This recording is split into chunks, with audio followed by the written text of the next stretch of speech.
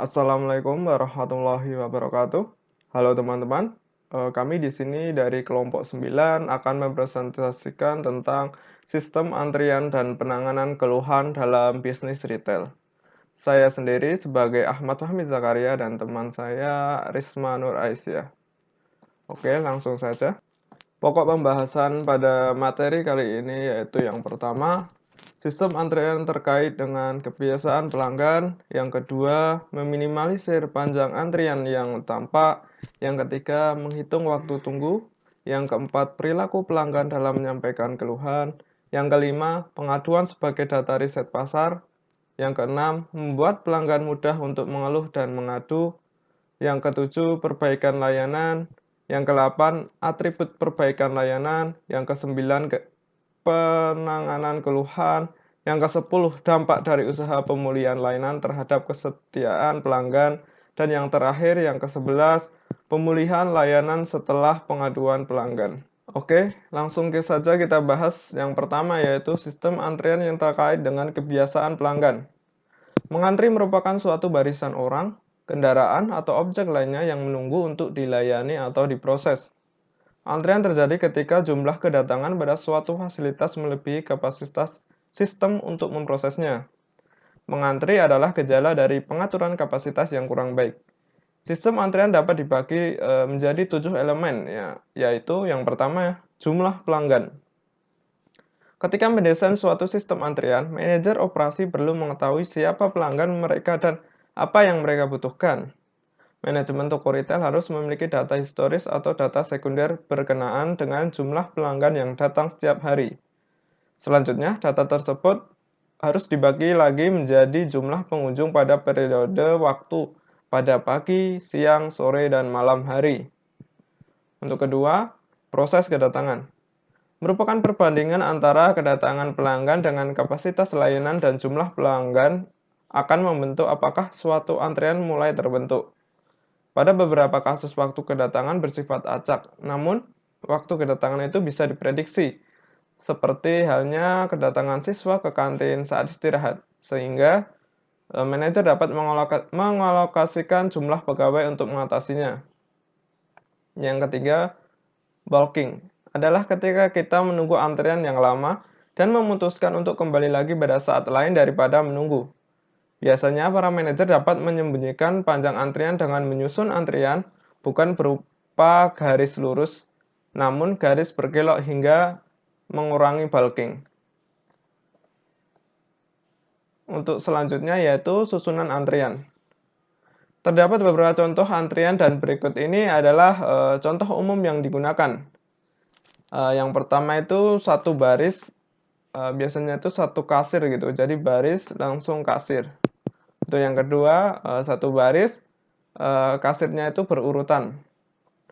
Yang ketiga, baris paralel pada banyak kasir. Yang keempat, baris khusus atau beranda. Yang kelima, suatu baris dengan banyak kasir seperti ular. Nah, nanti berarti barisan nanti ada 3 kasir. Tapi barisan itu bentuknya seperti ular. Untuk yang keenam, memakai nomor. Biasanya dengan satu atau banyak kasir. Jadi mengambil nomor antrian nantinya. Untuk yang kelima, reneging adalah keputusan pelanggan untuk meninggalkan antrian sebelum dilayani karena menunggu terlalu lama dari yang dibayangkan. Hal ini penting bagi penyedia layanan untuk memperkirakan berapa lama waktu menunggu sebelum pelanggan merasa menunggu terlalu lama, karena mungkin akan berakibat pada hilangnya konsumen. Untuk yang keenam, kebijakan pemilihan pelanggan. Kebanyakan antrean menggunakan prinsip first come, first serve, namun terkadang ada sistem memprioritaskan konsumen berdasarkan atas tipe. Nah, selanjutnya itu yang ketujuh, proses layanan. Sistem antrean yang buruk dapat mengakibatkan waktu tunggu jadi lebih lama dari yang dibutuhkan. Hal ini disebabkan karena counter yang melayani konsumen secara langsung harus menunggu proses yang lain yang dilakukan bagian lain dalam suatu sistem. Proses pelayanan merujuk pada prosedur layanan yang harus dilewati oleh konsumen untuk mendapatkan produk yang ingin dibelinya di sebuah toko retail. Proses layanan ini berbeda antara format toko retail yang satu dengan toko retail yang lain. Manajemen toko retail harus memetakan prosedur layanan untuk toko retailnya agar dapat memegang sistem antrian yang efektif dan efisien. Oke, selanjutnya saya akan menjelaskan tentang meminimalisasi panjang antrian yang tampak. Pelanggan mungkin memandang waktu dan usaha yang dihabiskan dalam antrian sebagai suatu beban. Hal ini mengakibatkan orang sering merasa menunggu lebih lama dari yang sebenarnya. Nah, ada dampak psikologis dari waktu menunggu. David Meister memformulasikan 8 prinsip dari waktu menunggu ditambah 2 prinsip tambahan hingga menjadi 10 prinsip. Untuk yang pertama, waktu yang dipakai untuk menunggu terasa lebih lama dibandingkan waktu yang digunakan untuk melakukan sesuatu. Yang kedua, waktu menunggu sebelum dan sesudah layanan diberikan terasa lebih lama daripada waktu menunggu ketika layanan diberikan pelanggan pada umumnya lebih sabar menunggu pada proses pelajaran utama daripada proses sebelum dan sesudahnya. Yang ketiga, kecemasan membuat menunggu terasa lebih lama. Manajemen toko retail perlu memberikan kesempatan kepada konsumen untuk mengetahui prosedur dan standar layanan baku yang ada, sehingga konsumen mengerti tahapan yang akan dilaluinya dan dapat memprediksi berapa lama waktu yang dibutuhkan pada proses antrian. Hal ini akan mengurangi kecemasan konsumen karena telah mendapatkan kepastian waktu antrian yang jelas. Yang keempat, menunggu hal yang tidak pasti terasa lebih lama. Meskipun menunggu dapat menyebabkan frustasi, kita dapat meringankan beban mental dengan mengetahui lama waktu kita menunggu. Misalnya pada penerbangan yang tertunda, biasanya maskapai penerbangan akan memberitahukan lama waktu penundaan hingga konsumen dapat memutuskan untuk menunggu atau berkeliling terlebih dahulu. Untuk selanjutnya, yang kelima, menunggu hal yang tidak dapat dijelaskan terasa lebih lama. Manajemen toko retail harus meminta maaf apabila kapasitas retail tidak mencukupi untuk melayani jumlah pengunjung serta menjelaskan kondisi yang sebenarnya sehingga membuat antrian menjadi lama. Hal ini diperlukan agar mengurangi penilaian negatif konsumen pada kualitas layanan toko retail. Yang selanjutnya, menunggu hal yang tidak dapat dijelaskan terasa lebih lama. Manajemen toko retail harus memastikan bahwa setiap konsumen memiliki hak dan kewajiban yang sama pada saat berada di jalur antrian. Perlakuan khusus yang berbeda untuk konsumen tertentu misalnya karena adanya koneksi tertentu menyebabkan konsumen lain merasa diberlakukan dengan tidak adil. Hal ini menambah beban psikologi dan konsumen dalam proses antrian. Selanjutnya, semakin berharga suatu layanan, semakin lama orang menunggu. Manajemen toko retail yang menjual produk dengan nilai terbatas hendaknya memperbesar kapasitas retail apabila sudah tidak mampu melayani konsumen. Karena konsumen tidak akan membiarkan dirinya menunggu lama hanya untuk membeli produk yang memiliki nilai terbatas. Yang ke-8, menunggu sendiri terasa lebih lama daripada menunggu dalam kelompok. Karyawan dapat mengajak konsumen datang berbelanja sendiri untuk berbincang-bincang pada saat dalam proses antrian, serta memfasilitasi terjadinya interaksi dengan konsumen yang lain. Hal ini akan membantu konsumen tersebut mengatasi kejenuhan dengan adanya interaksi sosial yang didapatinya. Lebih menyenangkan menunggu bersama atau beberapa orang yang Anda kenal. Berbincang-bincang dapat membantu mengatasi kebosanan.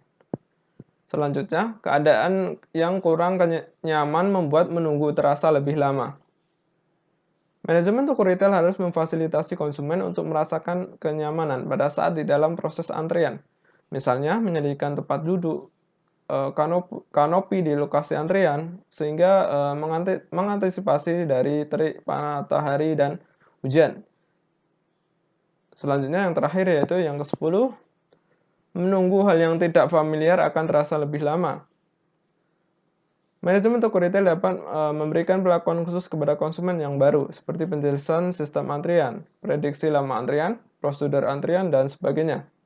Hal ini membantu konsumen untuk terbiasa dengan kondisi antrian yang harus dilewati. Pelanggan yang sudah sering menggunakan suatu layanan akan lebih terbiasa dalam menunggu, tapi pelanggan baru bisanya akan lebih cemas akan waktu dalam menunggu dan yang akan terjadi. Selanjutnya, memberi informasi pada pelanggan yang menunggu. Pada umumnya, memberi informasi pada pelanggan mengenai antrian dapat membantu mereka memutuskan akan terus menunggu atau kembali lagi nanti. Selain itu, juga dapat membuat pelanggan merencanakan apa yang akan mereka lakukan dalam menunggu. Dari beberapa penelitian dapat disimpulkan bahwa orang lebih suka melihat atau merasa antrian tersebut bergerak daripada melihat waktunya. Beberapa perusahaan memberi informasi tentang beberapa orang yang harus Anda tunggu dalam antrian. Oke, selanjutnya saya akan membahas tentang menghitung waktu tunggu. Untuk bagian yang pertama, menganalisis sistem antrian yang sederhana. Model matematika yang kompleks membuat perencana dapat memperkirakan tentang kebiasaan mengantri sehingga dapat membuat keputusan untuk mengubah atau memperbarui model antrian yang sudah ada. Dengan beberapa informasi tentang situasi antrian, kita dapat menggunakan suatu rumus untuk menghitung beberapa hal antara lain. Yang pertama, panjang rata-rata antrian. Manajemen toko retail dapat menetapkan suatu batasan panjang rata-rata antrian, sehingga ketika jumlah konsumen sudah melebihi rata-rata panjang antrian, maka perlu adanya solusi untuk mencegah antrian. Yang kedua, waktu menunggu rata-rata pelanggan. Untuk meningkatkan kualitas layanan kepada konsumen, maka manajemen toko retail harus menetapkan lama waktu menunggu rata-rata untuk setiap pelanggan. Penetapan waktu lama menunggu rata-rata harus mempertimbangkan format dari usaha retail yang ada. Untuk yang ketiga, total waktu rata-rata pelanggan dalam sistem antrian. Manajemen toko retail harus merumuskan total waktu menunggu konsumen dari pertama kali konsumen datang ke toko retail, mendapatkan pelayanan, sampai dengan meninggalkan toko retail. Estimasi total waktu rata-rata tersebut akan membantu toko retail untuk menciptakan sistem antrian yang efisien. Yang keempat, pengaruh penambahan counter layanan. Manajemen toko retail perlu untuk menghitung kapasitas layanan dari satu counter layanan ataupun counter kasir. Selama kapasitas masih belum terpenuhi, maka tidak perlu dibuka counter layanan atau counter kasir lainnya karena akan mengurangi produktivitas kerja karyawan dan mengurangi terjadinya impulse buying di dalam toko retail. Untuk yang kelima, pengaruh berkurangnya waktu layanan. Di era modern ini, konsumen ingin segala sesuatu yang instan dan cepat. Oleh karena itu, semakin cepat layanan yang diberikan toko retail kepada konsumen akan membuat konsumen semakin puas. Untuk selanjutnya, saya akan membacakan tentang data yang dibutuhkan. Nah, manajer layanan butuh beberapa informasi untuk membentuk suatu sistem yang efektif. Antara lain yang pertama, data historis mengenai komposisi dan jumlah permintaan termasuk reaksi terhadap perubahan harga dan variabel pemasaran lainnya. Yang kedua, perkiraan jumlah permintaan dari tiap segmen. Yang ketiga, data dari setiap segmen yang membantu untuk mengevaluasi dampak dari fluktuasi permintaan. Yang keempat, data biaya yang tampak dapat membuat organisasi membedakan biaya tetap dengan biaya variabel dan menentukan tingkat laba tiap segmen dan harga berbeda. Yang kelima, mengidentifikasi variasi yang berharga pada suatu tahap yang merupakan komposisi dari permintaan. Yang keenam, kebiasaan pelanggan sehubungan dengan kondisi antrian. Kemudian saya akan menjelaskan tentang perilaku pelanggan dalam menyampaikan keluhan. Salah seorang manajer yang sukses mengatakan, hal-hal yang saya cemaskan adalah hal-hal yang tidak pernah saya dengar. Pelanggan-pelanggan yang mengeluh telah memberi suatu perusahaan suatu peluang untuk mengoreksi masalah, termasuk sebagian atau semua permasalahan yang mungkin bahkan tidak diketahui oleh perusahaan. Memulihkan hubungan dengan pelanggan yang menyampaikan keluhan dan memperbaiki kepuasan di masa mendatang bagi pelanggan. Meskipun hukum pertama produktivitas dan kualitas layanan mungkin adalah lakukan ini tepat pada saat pertama. Kita tidak bisa mengabaikan fakta bahwa kegagalan-kegagalan terus terjadi, kadang-kadang karena alasan-alasan kegagalan organisasi itu. Berangkat dari banyak pengalaman pelanggan bahwa sebagai momen kebenaran dalam perjumpaan layanan pada khususnya rentan terhadap kegagalan pelayanan. Karakteristik layanan yang khas seperti misalnya kinerja waktu real atau nyata, keterlibatan pelanggan, orang-orang sebagai bagian dari produk itu, dan kesulitan evaluasi sangat meningkatkan peluang kegagalan layanan yang dirasakan atau dipersepsikan oleh konsumen. Oke, selanjutnya saya akan menjelaskan tentang pengaduan sebagai data riset pasar.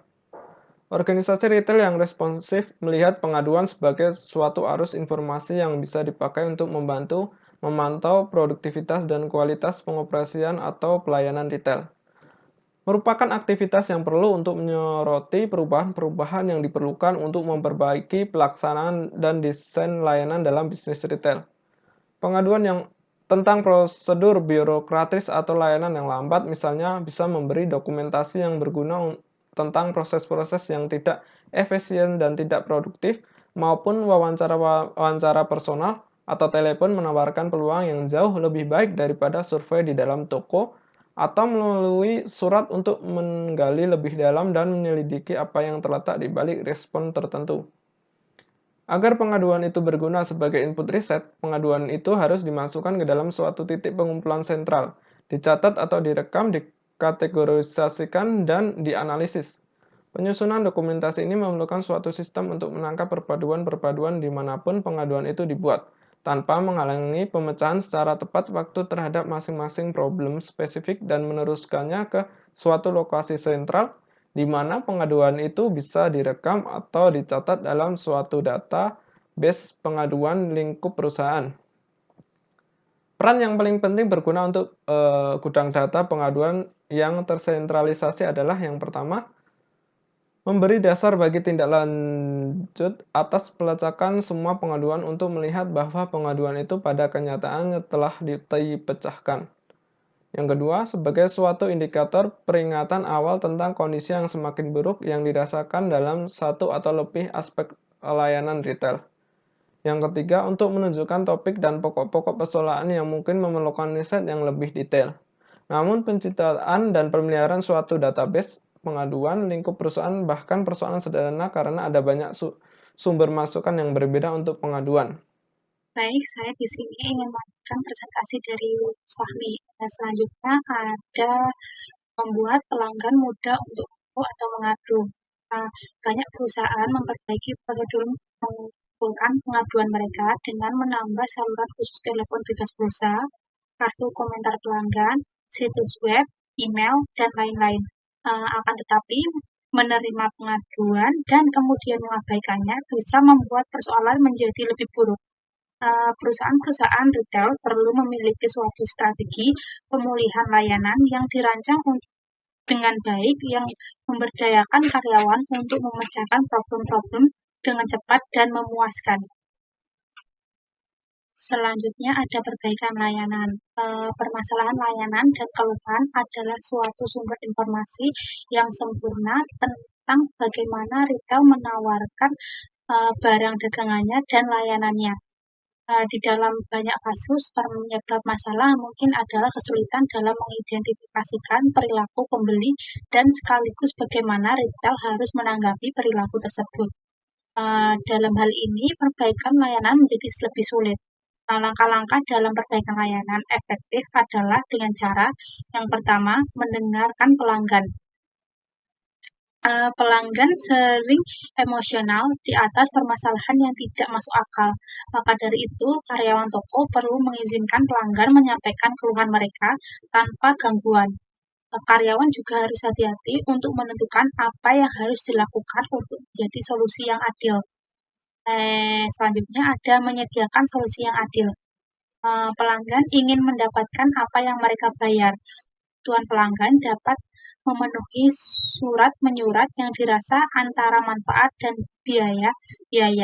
Jika retail dapat menyediakan pengganti kerugian secara struktur, maka alternatif terbaiknya adalah membiarkan pelanggan melihat bahwa keluhan mereka mendapat tanggapan dengan semestinya, sehingga hal serupa tidak akan terjadi lagi pada masa mendatang. Selanjutnya ada memecahkan masalah. Retail dapat memperkecil waktu untuk memecahkan keluhan dengan mengurangi banyaknya orang-orang yang harus dihubungi atau dilibatkan. Pada umumnya, semakin sedikit karyawan yang dilibatkan dalam menyelesaikan masalah, maka permasalahan akan semakin cepat diselesaikan. Selanjutnya ada atribut perbaikan layanan.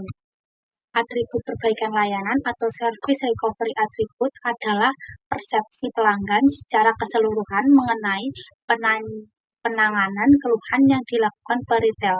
Faktor-faktor perbaikan layanan diukur berdasarkan persepsi pelanggan. Terdapat beberapa cara untuk mewujudkan ketiga aspek pemulihan jasa tersebut. Yang pertama, ada memberikan hasil yang adil. Bila terjadi kegagalan jasa, pelanggan berharap adanya kompensasi. Bentuk kompensasi ini bisa berwujud permohonan maaf, refund, reparasi, penggantian, koreksi harga, maupun kombinasi di antaranya. Untuk itu, perusahaan harus benar-benar memahami ekspektasi pelanggan atas kegagalan jasa dan merencanakan paket kompensasi sedemikian rupa sehingga bisa menutupi biaya kegagalan yang ditanggung pelanggan. Yang kedua ada menyediakan proses yang adil.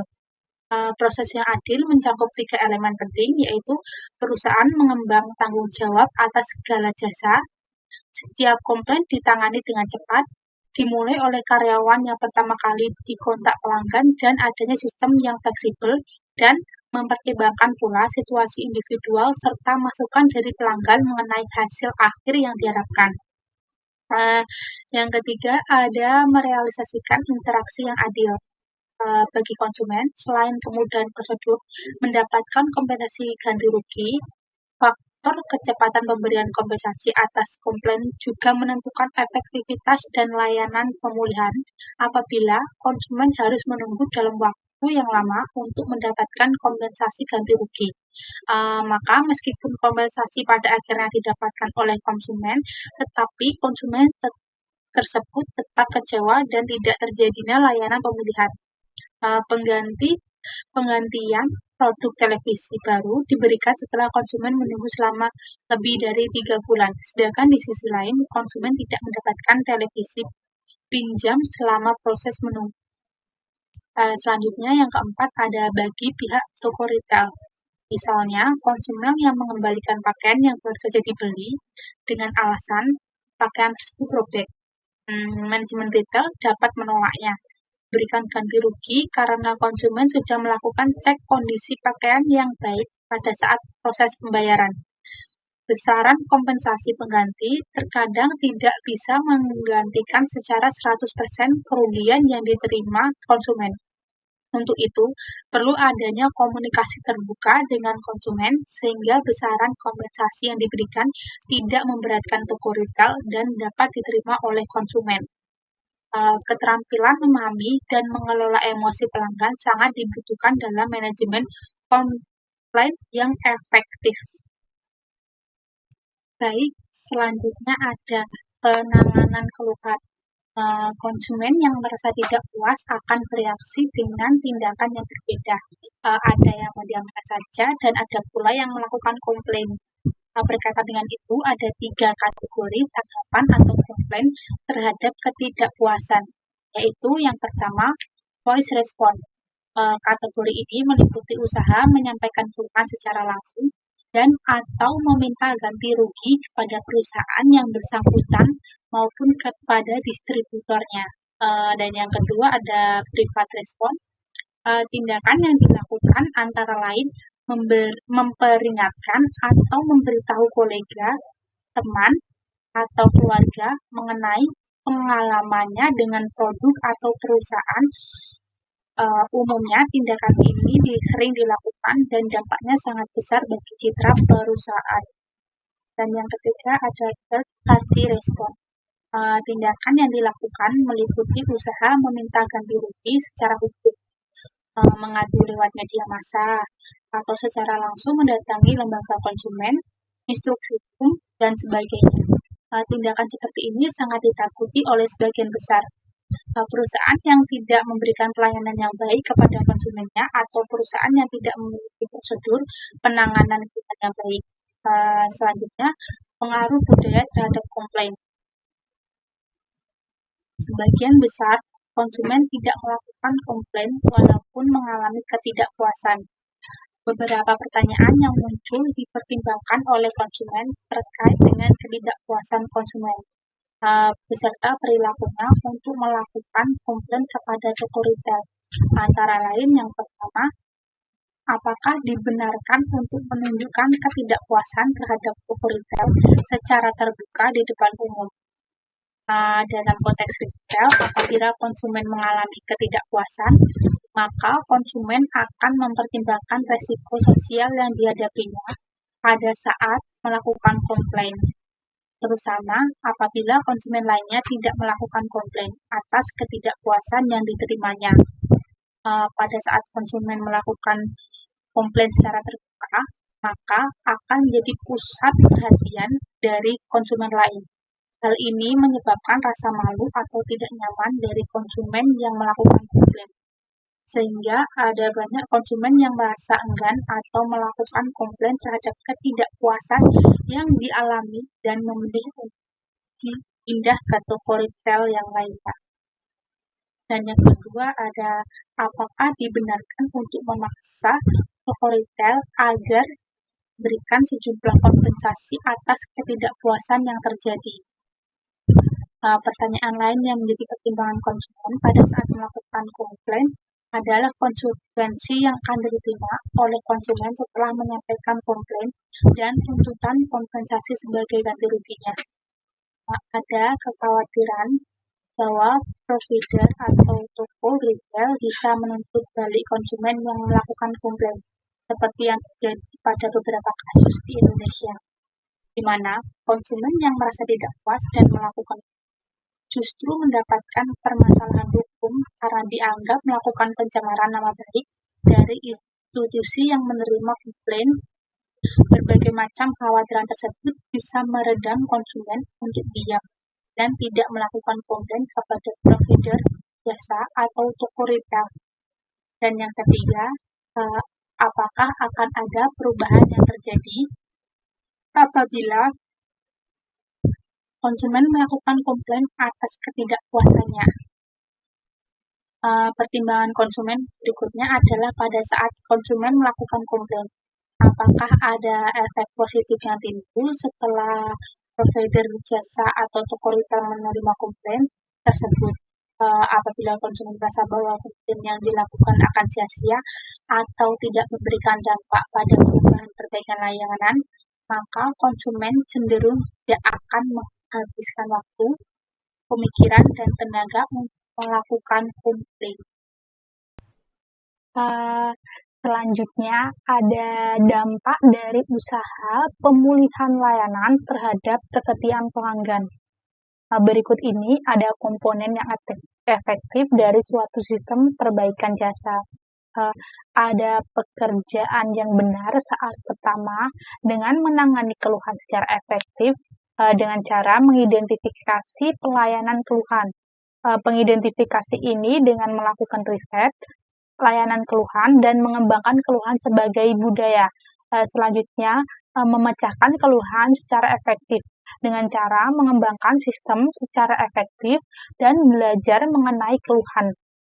Selanjutnya, belajar kembali dari kesalahan dengan mencari sebab utama masalah, sehingga bisa membuat kepuasan dan kesetiaan.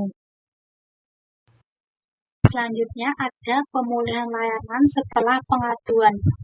Pemulihan layanan memainkan suatu peran yang penting dalam memulihkan kepuasan pelanggan setelah suatu kegagalan layanan dan mempertahankan goodwill pelanggan.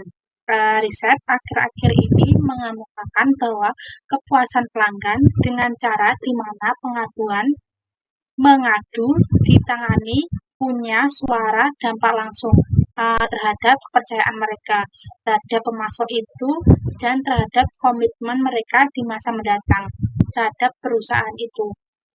Pemilihan layanan yang efektif memerlukan prosedur yang cermat untuk memecahkan problem dan menangani pelanggan yang kecewa, karena bahkan suatu problem layanan tunggal bisa menghancurkan kepercayaan seorang pelanggan terhadap suatu perusahaan. Kondisi berikut ini adalah yang pertama, kegagalan itu sepenuhnya memalukan. Yang kedua, problem itu cocok dengan suatu kegagalan, bukan merupakan suatu insiden yang tersendiri. Dan yang ketiga ada usaha pemulihannya lama, berlaku untuk memperburuk problem semula atau aslinya, bukan mengoreksinya. Demikianlah pemaparan materi sistem antrian dan penanganan keluhan dalam bisnis retail dari kelompok 9. Kurang lebihnya, mohon maaf. Wassalamualaikum warahmatullahi wabarakatuh.